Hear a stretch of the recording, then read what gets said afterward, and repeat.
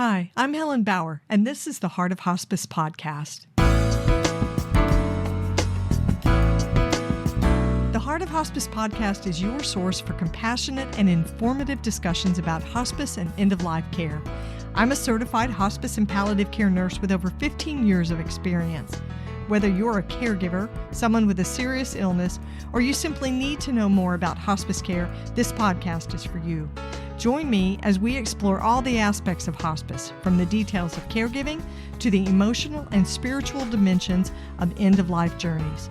For more resources and to connect with me, visit theheartofhospice.com and find us on Facebook, Instagram, and LinkedIn. Keep listening for today's episode.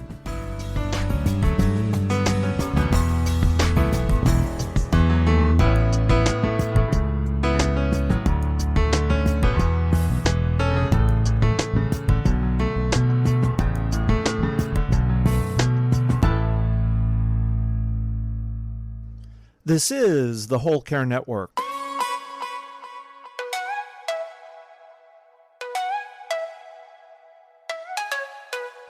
Helping you tell your story one podcast at a time. Content presented in the following podcast is for information purposes only.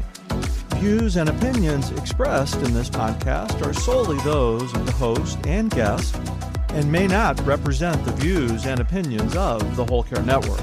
Always consult with your physician for any medical advice, and always consult with your attorney for any legal advice. And thank you for listening to the Whole Care Network.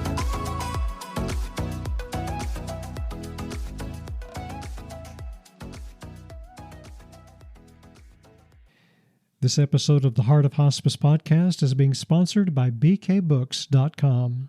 Barbara Carnes and her team at BK Books have created the Approaching Death Support Kit to help educate and support families with clarity and compassion. This new bundle is a practical, ready-to-use resource for the bedside and includes many of Barbara's most trusted booklets. For more information, visit bkbooks.com or see the show notes for the link to bkbooks.com. Today's guest is an author, a nurse, a podcaster, and a former dementia caregiver. Marianne Sciucco is one of the founders of alzauthors.com, the global community of authors writing about Alzheimer's and dementia from personal experience. It's the most comprehensive single source in the world for dementia literature, curated by former caregivers and authors. Marianne serves as board president, manager, and producer and co-host of their podcast, Untangling, Alzheimer's and Dementia.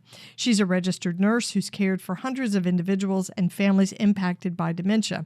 She's also a former caregiver to her mother and to her stepfather as well, who had mixed dementia. She's the author of Blue Hydrangeas, an Alzheimer's love story. Marianne shared her personal story of how she helped care for her mom and helped cared for her stepdad, who happened to have dementia. She shares what she would have done differently in the care of her mom, and it was really good to hear that she didn't have a lot of regrets. She didn't have a lot of things that she would have done differently.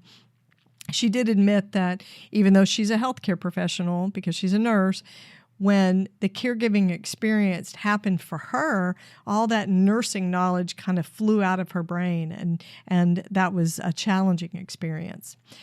We talked about her caregiving superpowers, and she said that being an advocate and being willing to find resources and learn from other people were some of the superpowers that she had as a caregiver. And one piece of advice that she shared was, read it before you need it. Read it before you need it, which I think is brilliant, because once you get into a crisis or you're really immersed in a caregiving situation with somebody with dementia or Alzheimer's, you probably don't have the mental bandwidth or the emotional bandwidth or the time to read a book. So listen to this interview. It's really great, especially if you were a caregiver. This is a great conversation. You can learn a lot from Marianne, and be sure to check out Blue Hydrangeas and the other authors and the Untangling Alzheimer's and Dementia podcast at alzauthors.com. There's a lot to learn.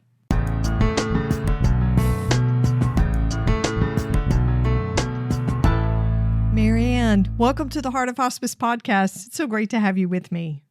Hi, Helen. Thank you so much for asking me to be here today. It's an honor, and I'm excited to speak to another Whole Care Network podcaster.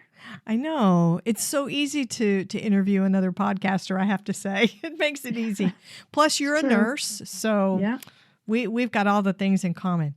So I want to start out with a question to get to know you a little bit. And I like to do advanced care plan conversation stuff when we do these questions. So today's question comes from the End of Life deck, which is the sister product or sister deck to the Death deck, which is a game. The End of Life deck is smaller, and it's got some more reflective questions for end-of-life workers to have with patients and families. So here's your question. It's called Final Arrangements. Who would you like to be in charge of making your funeral or final arrangements? Well, I hope to do that myself. I like that. I have done it, unfortunately, several times, been through that process. And I have a daughter who is incredibly bright and well organized and can pull things off, so she will be a good backup. But I intend, and I hope I don't miss the cue, but I intend to write my own obituary. Oh, cool. And I've already verbally expressed my wishes, but I will put that in writing as well, and figure out where we're going to go. Wouldn't know that. We're going to be moving around a lot in the next few years, so I don't know where I'm going to be, but it's something simple. And I don't want her to have to worry about money and stuff like that. Yeah. So you've already given it quite a bit of thought. That's good. Yeah. Maybe I'm morose. I mean, I'm a nurse. I've witnessed a lot of death, and then I've lost a lot of loved ones, and I had to bury my mother and her husband, and then my brother, which was completely unexpected and traumatizing. So I know what's going to happen. So, and my mother-in-law, my husband and I, we did my mother-in-law's funeral. So I kind of know what to expect. So I know what what my wishes are. And the reason I want to write my own obituary, and I don't know that either my husband or my daughter really would know what to put in it, to be honest with you. Oh, that's okay. And I don't think that's morose to think about those things. I talk about death and dying all the time, and I don't think I'm a particularly gloomy person most of the time. But I think it's healthy to think about some of those things connected to your advanced care planning. You're already having the conversations with the people that matter most to you. So, and I love it that you're talking about writing your own obituary.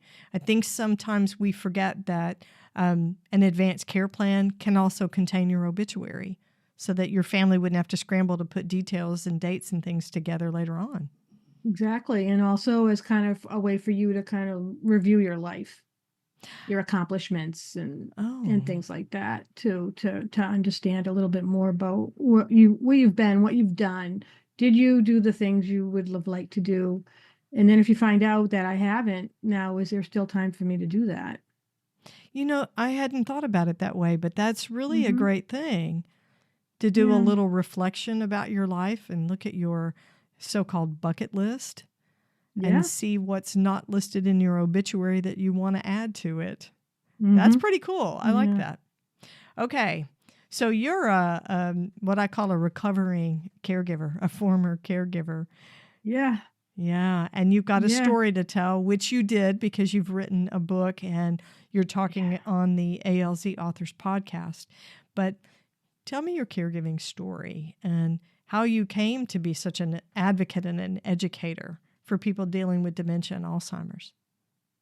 So my caregiving story started more on a professional basis when I decided I thought I might like to be a nurse back in early 1990. So I worked in a long-term care facility and went to nursing school and worked and did all of that and was very partial to people who had Alzheimer's and dementia.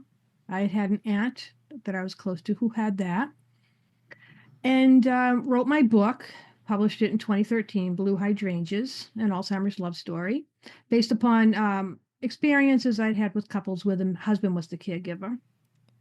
So I did that. And shortly afterward, about 2 years when I was just starting with Alz Authors with my partners, Jean and Vicky, my stepfather started exhibiting a lot of bizarre behavior. And at first, it really didn't bother me too much because he was always a weird, quirky kind of guy. So I just figured he was just being, well, I'll say it. My brothers and I, we just thought he was being an asshole. I get it. Okay. Yeah, he was being kind of combative with people. He had this knack. Well, first of all, he was born 1936. He was premature, the youngest of 4 sons, to a well-to-do family. But back in those days, they didn't have resources for children who had brain injury. He was brain injured at birth. Otherwise, other than that, he was perfectly fine. He had a speech impediment, but he had a very low IQ. I mean, he was my mother's second husband. And then as he got older now, he's approaching 80 years old at this point. My mother's 9 years older than him. So in my head, I'm thinking, well, my mother will probably die before him. And then I'll figure out what am I going to do with him then, Right. because he didn't have, his family was not a part of his life. He didn't have children. And we knew it was going to fall on us, which would have been fine. You know, I wasn't concerned about it at the time. Never dawned on me that he could have dementia. I was more worried about my mother. So I went to visit them. It was in November 2015. My daughter and I drive up and we get in the house and he's sitting at the kitchen table and he looks like hell. He is just disheveled. He hadn't had a haircut in I don't know how long. He wasn't shaved. This was a man that always took great pride in every day, shower, shave, get his hair cut regularly, dressed, wore nice things. He was wearing clothes stained and dirty and with holes. And he's just sitting like slumped at the kitchen table. And I went in, I said to my mom, what is going on with him? What's the matter with him? Oh, I don't know, she said, but can you help me? Will you help me? And I said, well, yeah, I will help you. I said, but once we start heading down this road, we are not turning back. I am not going to start and stop. I'm not doing it. We're either going to do this, find out what's the matter with him, see it through, or forget it. I'm not getting involved. So she was like, okay. So we made an appointment for him to go to a doctor. So we brought him. And again, the doctor, I thought he was depressed. That was my initial thing. I thought he was depressed. I thought we'd put him on some antidepressants and he'd spring back to life and everything would be great. But the doctor wasn't even able to conduct the a depression screening with him because he couldn't answer the questions. And he had that way that people with dementia have, that way of like twisting questions and kind of giving you a good answer, but it's not the right answer. Right. Just kind of generic. Right. Yeah, it makes sense. And the doctor was like, couldn't do it. So he gave up. And he said, well, we can't, we're not going to be able to do this. And I was like, but you're the doctor. And if you can't do it, then you need to give me somebody who can do it. If you are unable to conduct this screening, then somebody else has to do it. Sure. So I said to my mom, we need a new doctor. So she said, okay, well, find a woman doctor because he likes woman doctor. I said, fine, I'll find one. I found the perfect place. So I bring him in there the very first day. She examines him, does the whole thing, does the mini mental health and all that, and says to me, she didn't say it to my mom, she brings me out of the room and says, he has dementia and he needs to go to memory care. Oh, wow. And I was like, what? I thought you could just give him an antidepressant and we would go home. No, he should not be driving. Totally blindsided you. I was blindsided. I was not excited. I mean, it was in the back of my mind that he had dementia, maybe. I don't know. He wasn't forgetful or anything like that. So it wasn't it wasn't Alzheimer's. It really wasn't Alzheimer's. Mm-hmm. My mother was terrified of Alzheimer's. Her sister was 15 years older. She had Alzheimer's. So when she heard the word dementia, that's what she thought of. And she was totally freaked out that he would have it. So we left there and she ordered MRI for the brain and a neurological and a psychiatric evaluation. So, I mean, I live 4 hours away. So we scheduled these appointments. Now it's Christmas time. So in the early part of the new year, we scheduled the appointment. I bring him. That was like one of the worst things I ever did in my life, was witnessing him fail at those exams. Knowing what those tests meant. Yeah. And being in the room, and he's, being his usual funny, affable, jokey self. So she's like, the neurologist says, do you know what day it is? And he's like, why do I need to know that? I don't work. Yeah. I said, well, that's a good answer. He doesn't work. Hasn't worked in years. He doesn't need to know the day. And do you know where you are right now? And he's like, I'm in Plymouth. And she's like, where are you in Plymouth? He had no idea. He couldn't say. And the saddest thing was, like, she confirmed that diagnosis. And driving home with him, I had locked all the doors with the child locks because I was afraid he was going to jump out of the car. And all I kept thinking was, what am I going to tell my mother? I can't tell her this. She's going to freak out. She's going to flip. My mother was the kind of person that would flip out. So anyway, this doctor, this neurologist, ended up making an arrangement for us to bring him to the hospital, to the ER, to be admitted to a behavioral health unit for elders, for seniors.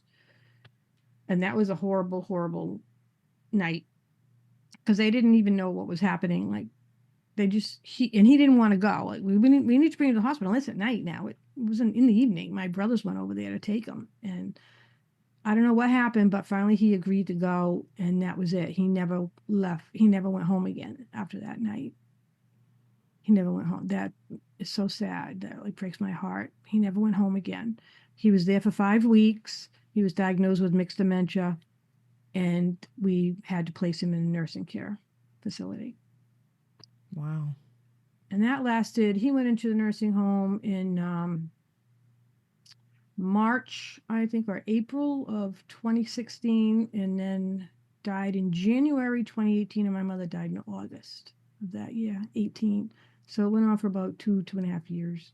So their deaths were really close together for you. Yes, they were. They were just, my mother was starting to do better. She was constantly like on this roller coaster. So she was failing. I was in Massachusetts. I was managing her household from a distance. My cousin was living there. She was providing all of the 24/7 care for my mother, and she became, she didn't sleep at night anymore. She needed 24-hour assistance. She needed everything done for her. She had to be helped to the bathroom. It got to the point where she was in a wheelchair. She couldn't get up and walk anymore. And my cousin was not a well woman either. She had a much longer list of medical history than my mother did. She was so afraid something bad would happen to my mother on her watch. That's what she was terrified of.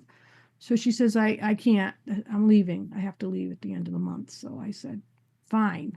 Well, meanwhile, my mother's condition is getting really bad. She was on hospice at this time. So the hospice, they said, she has about 1 to 2 weeks.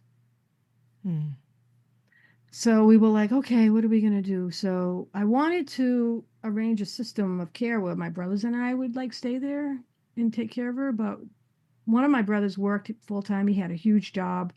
I have another brother who's been disabled his whole life. He was helpful, but he wasn't really up to the task of moving her around and all that stuff. And I was in New York. I was going to have to take a leave of absence from my job, go down there, stay for who knows how long, 1 to 2 weeks, maybe it was going to be months. I didn't know.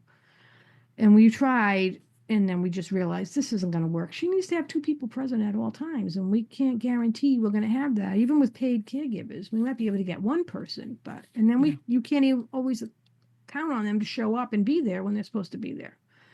So they said, the hospice people said, well, why don't we find a care home? So my mother, like I said, she was a very devout Catholic, and there was this really nice Catholic home.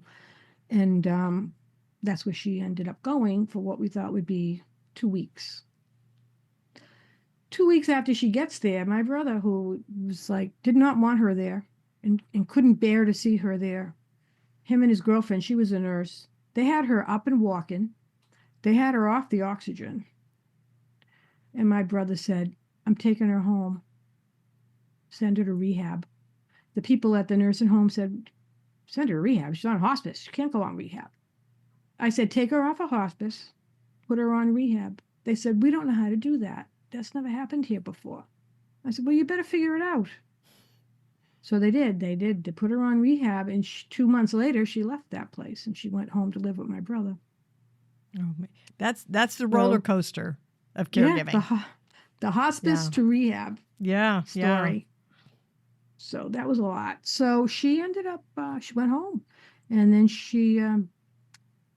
we had to have caregivers in every day from like 8 to 5 so they could go to work. She wasn't happy though, you know. Mm-hmm. She knew that I think she knew she wasn't going home again, but then she wanted to go home again. Like, she never asked us to take her home again. But we would talk about selling her a place so that we could have money to pay for caregiving. Right. And one day she'd say, I understand if you have to sell my place, that's okay. And then the next week she'd say, don't you dare sell my place. Yeah. She'd be very angry. It was a lot. So taking care of them, I had both of them on hospice at the same time.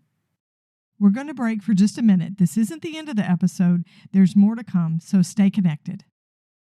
The sponsor for this episode is bkbooks.com. When someone you love is dying, the journey can feel overwhelming. What do? What should you expect? How can you help? Barbara Carnes, RN and end-of-life educator and hospice pioneer, created the Approaching Death Support Kit to bring clarity and practical guidance to the bedside. Hi, this is Helen, host of the Heart of Hospice podcast. As a hospice nurse, educating the family has always been a top priority for me. The Approaching Death Support Kit from BK Books provides families and caregivers with clear, practical guidance to help them navigate the end-of-life journey with confidence and compassion. The bundle includes many of Barbara's most trusted booklets, Gone From My Sight, By Your Side, The 11th Hour, Pain at End of Life, and her newest title, Always Offer, Never Force. Whether you're a nurse, social worker, chaplain, or end-of-life doula, this kit supports your work. And for family caregivers listening, it offers gentle, trustworthy guidance to help you care for someone at home and feel more prepared for what's ahead. BK Books offers quantity discounts for teams, agencies, and families, so visit bkbooks.com to explore the Approaching Death Support Kit. See the show notes for this episode for a link to bkbooks.com. So I want to talk about your stepdad, when your stepdad died, because you had something sort of weird happen. Oh, yeah. Tell my listeners about that event. Yeah. So I had my stepfather. He was on hospice, which was really helpful. I mean, in the nursing home, did it really make a difference to him? And he was full custodial care. He didn't even wake up. You couldn't even have a conversation with him at all. When I would visit them once a month, and I would go to see him at least twice on my time and make sure he was okay. And my mother, when she was hospitalized around Christmas time that year, and when she came out, she was failing to thrive. So we had home care, and they said, why don't we do a hospice referral? So they said they were going to come on a Sunday, on this Sunday. So I'm like, okay, I'm going to leave Sunday morning, and I'll be present for them when they come to do the evaluation. So Saturday night, we were out having dinner with some friends, and I got a phone call up on my screen. It says hospice. They had said they were going to call me on Saturday, tell me when they would be coming on Sunday. Oh, this must be the people calling me about my mom to tell me what time. It's not that hospice. They were reaching a different hospice. And when I pick up the phone and say hello, this woman says, hello, I'm so-and-so from Kindred Hospice. Is this Marianne? Yes. I'm sorry to inform you that Frederick has passed. Oh, what? Frederick has passed? What are you talking about? I thought you were calling me about my mom. I don't know, it just put me in this tailspin. And so now I'm like, oh my God. He just died. I don't even, he just died. That was it. Nothing happened. He wasn't sick. He didn't fall. Nothing like that happened. Yeah, He didn't break any bones. No crisis, nothing like that. Nothing. They think that maybe he aspirated. He ate his lunch. He was in bed, in his own bed when he died. So I said, okay, call my brothers, tell them. I said, you better go over there and tell Ma. I'm coming up. I'll be up in the morning. Tell Ma. Well, that didn't go over well. When she heard that, she was extremely distraught about that. That was not a good scene. And I think that kind of contributed to her spiral. There's a lot to unpack in your story. A Mhm. lot. I know. Yeah. In your And I've caregiving. got years now. It's Yeah. what they died in 2018, so here we are. It's 2025. Seems And like you- it just happened. And you're still telling the story, and there's still stuff to learn from it. For all of us, I think, both on the caregiving side, for people who are going through caregiving right now, and for people who are providing the care. So, if you were given a do-over, what would you have done differently in their care? Anything? Well, not too much, I don't think. You know, my focus at that time was on my mom. I'm sorry, you know, he wasn't my dad. I took care of him better than anybody else. I mean, his family, his nephew was a doctor. And when I called him to let him know what was going on, he said, well, good luck. Oh, wow. Yeah, he was I couldn't believe it. I said, like, okay, we're on our own here.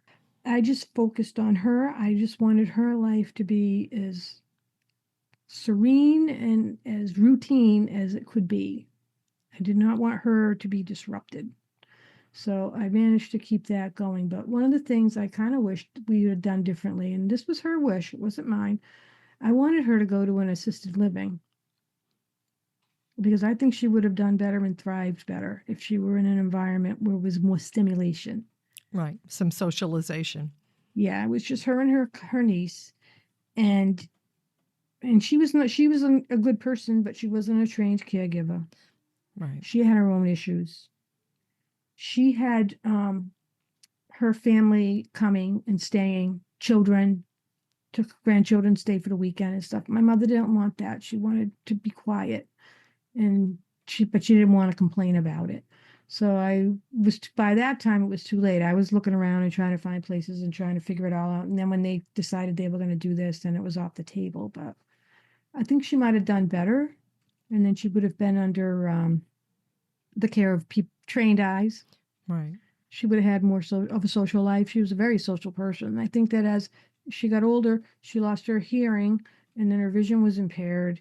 And then she had heart failure, so she couldn't breathe while she was on oxygen. And her mobility, you know, everything just started getting narrower and narrower. So the quality of her life just was really deteriorating. Yeah.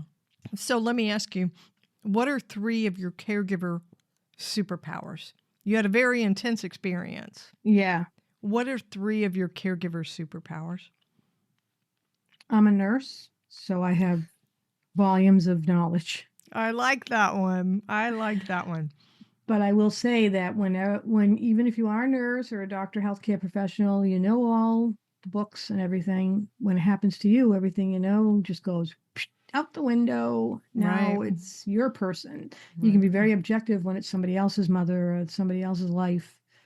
But if it's your situation and you're responsible and you're the one getting all these phone calls at all hours of the day and night, when you're at work, when you're driving, when you're in church, all of a sudden it takes on a whole different thing. So, you know, once I decided, I said, put on your nursing cap when I would get overwhelmed. Like, how am I going to do this? Yeah. Put on your nursing cap. What would you tell your patient? How would you organize this in your day? So that's what I did. So that worked out really well for me. I know how to uncover resources, and I'm not afraid to ask for them. So that was one of the things I did. And another thing I understand is that everybody I know, they know something or they know someone. So we got my mother 24/7 home care through Medicaid shortly before she passed away. And that was because my brother had worked with a guy and was friends with a guy whose wife worked for the state in the state agency that oversaw all the home care. And she knew the person who was like the commissioner and got me an audience with that person. But if I hadn't said anything, Yeah. you know, Nothing would have changed. They wrote her some kind of a waiver. She had 24/7 aides come into the house. Which anybody working in end-of-life care or in healthcare will tell you that's just unheard of. It's impossible. So what I hear you saying is your caregiving powers are your professional skills as a nurse, your ability to look for resources and ask, so that's advocacy, and to be open to learning new things from other people. Yep. Yeah, that's huge when it comes to caregiving.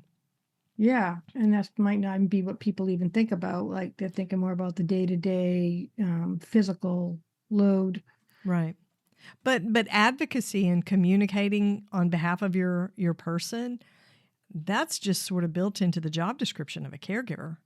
Yep. That's an everyday thing. All those little decisions, I call them micro decisions that you're making every day. That's part of the advocacy. Calling the doctor, communicating. Yeah, the pharmacy, ordering the Depends, and she had to have like thickened liquids and things, so we would have to order stuff like that. Keeping that going. So like my cousin who was there on doing the day-to-day and taking care of her meds and feeding her and help, she had somebody come to give her a shower, but helping her with the bathroom and stuff. She did that part. She didn't have to do any of this other part. Taking over the entire household. People don't realize that. It's hard enough to manage your own household, all your bills, keeping the lights on, keeping up the maintenance. I had to do all that for her too. You're doing somebody else's taxes?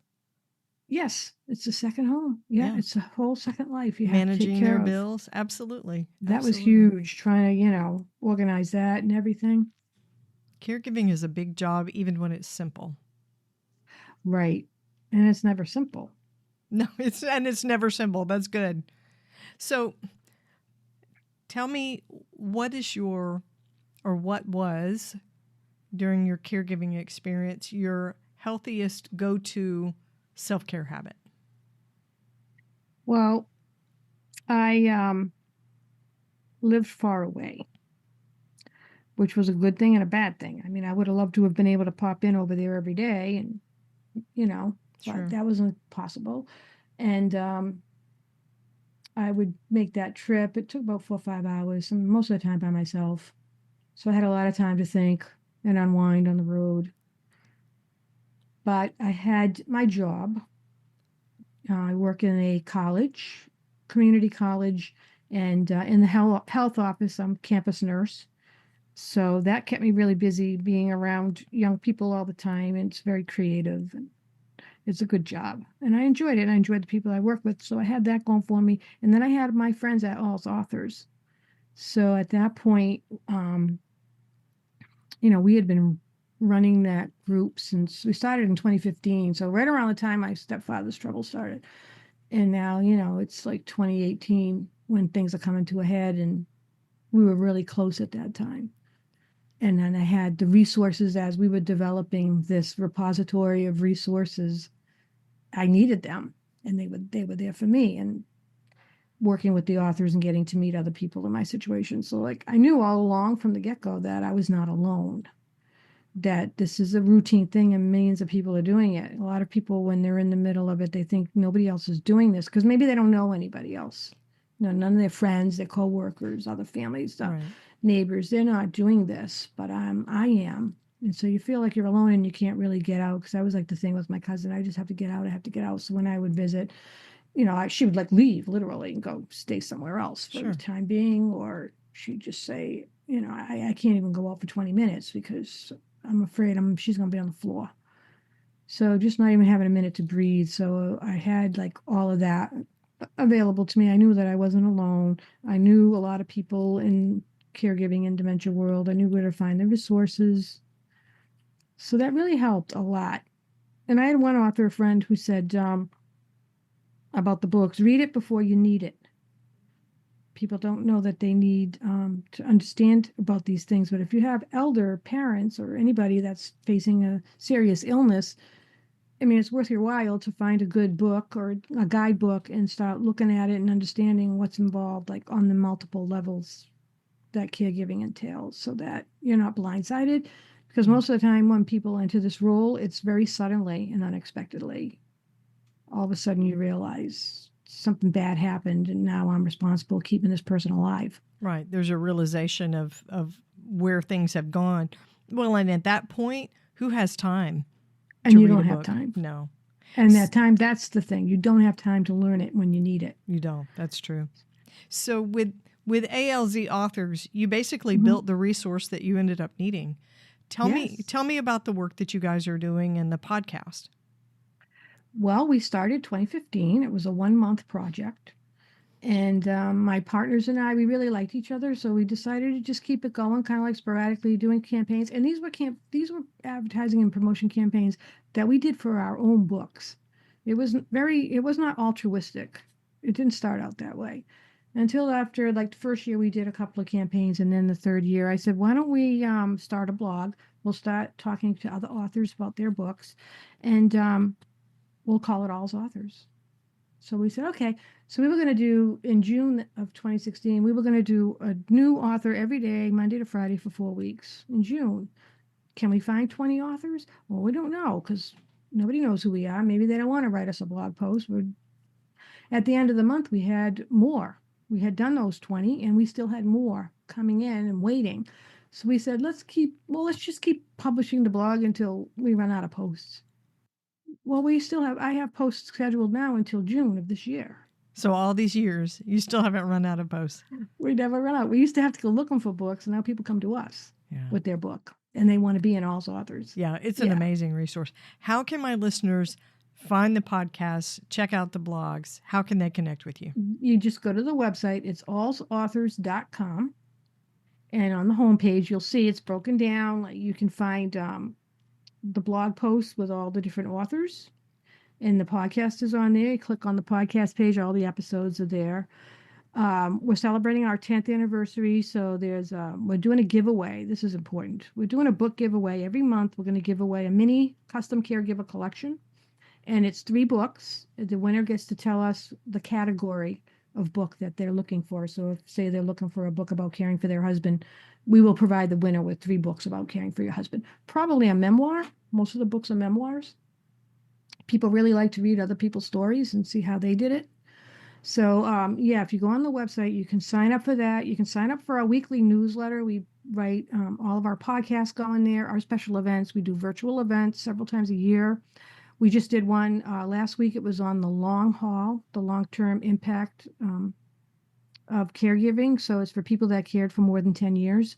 And then in April, on the 29th, we're doing National Poetry Month. We're doing a poetry reading with a number of authors in our group that are poets. And we've published a poetry anthology as well.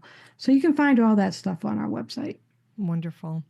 Marianne, thank you so much. I'm going to put links in the show notes for the website so people can go and find you. And of course, you're featured on the Whole Care Network alongside the Heart of Hospice podcast. So thanks so much for spending time with me today. It's great to have you on the show. Okay, thank you. Thanks for listening to the Heart of Hospice podcast. Check out our sponsor in the show notes, and please leave a rating and review on Apple Podcasts. We would appreciate it if you would share this episode with your friends and family and anyone who needs to know more about hospice. Connect with us on Facebook, Instagram, and LinkedIn. And remember, no matter who you are or where you are in your hospice journey, you are the heart of hospice.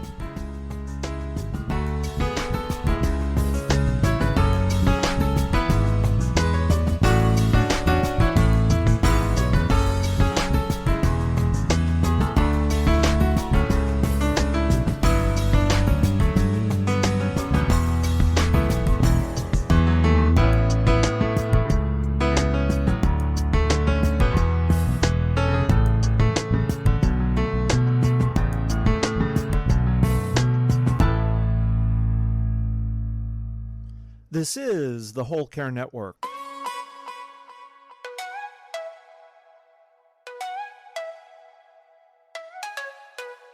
Helping you tell your story one podcast at a time.